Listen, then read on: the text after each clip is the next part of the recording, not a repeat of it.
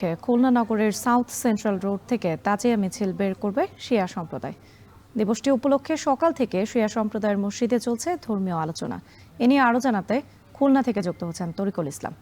তরিকুল, আমরা জানতে পেরেছি তাজিয়া মিছিল শুরু হয়ে গেছে এবং আপনার ঠিক পেছনে আমরা দেখতে পাচ্ছি মিছিলটি বের হয়েছে। খুলনায় আজকে আসলে আশুরার বিভিন্ন আয়োজন সম্পর্কে আপনার কাছ থেকে একটু জানতে চাই।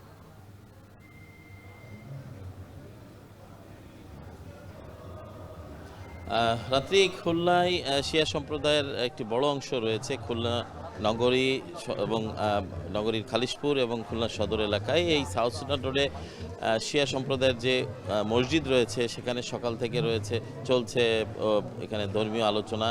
সেই আলোচনার পরে সেখান থেকে তাজিয়া মিছিল বা শোক ও মাতম মিছিল তারা যেটি বলছে এটি শুরু হয়েছে, আপনারা দেখতে পাচ্ছেন। এবং তারা হাই হোসেন বলে তারা বুকে আঘাত করছে এবং তারা তাদের এই শোক যে মিছিল সেটি তারা করছে।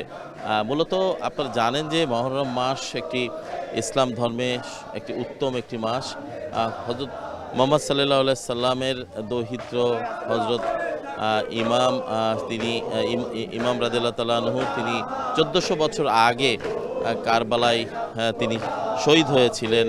এই ইসলামের প্রচারকে কেন্দ্র করে একটি যুদ্ধ হয়েছিল, সেখানে শিশু নারী সহ অসংখ্য মানুষ সেখানে নিহত হয়েছিল এজিদের বাহিনীর হাতে। এবং সেই থেকে মূলত এটি শোক হিসেবে পালন করে থাকে শিয়া সম্প্রদায় এবং অন্যান্য যে সম্প্রদায় রয়েছে সুন্নি বা অন্যান্য সম্প্রদায়, তারা আমাদের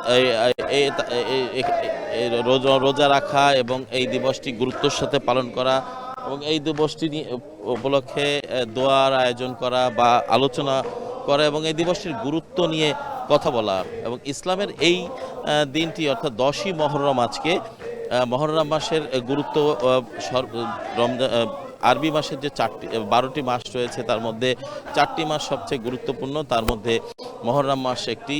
এই মহররম মাসের 10ই মহররম যেটি কারবালার প্রান্তরে যে যুদ্ধ সংঘটিত হয়েছিল সেই সেখান থেকে এটি শোকাবহ একটি মাস। এবং পাশাপাশি এই দিনটি বিভিন্ন নবী এবং রসুলের বিভিন্ন আবির্ভাব হয়েছিল ইসলামের।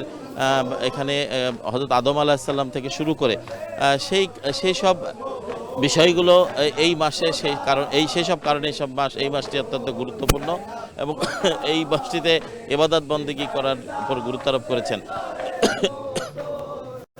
এবং এছাড়া এই দিবসটিতে আমরা যেটি দেখেছি যে এখানে যে তাজিয়া মিছিল করছে তার আগে যে আলোচনা হয়েছে সেখানে ইসলামের শান্তি এবং সেই শান্তি আলোচনা, বিশ্বের শান্তি কিভাবে আসতে পারে সেই আলোচনাই এখানে